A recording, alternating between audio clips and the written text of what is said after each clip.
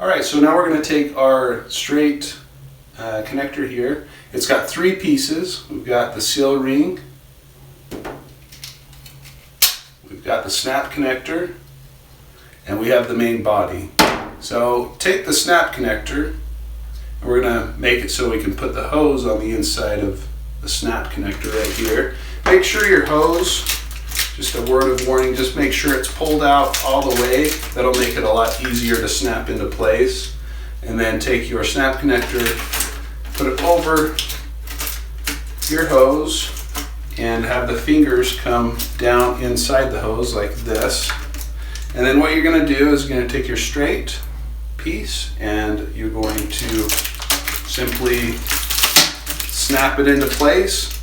Wait to hear that click, and it is good to go. Should be sturdy enough and hold on there very well.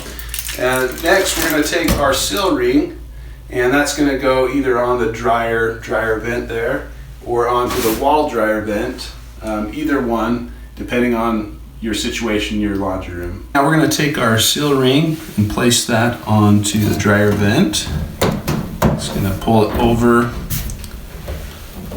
push it onto there. Should be a good snug fit.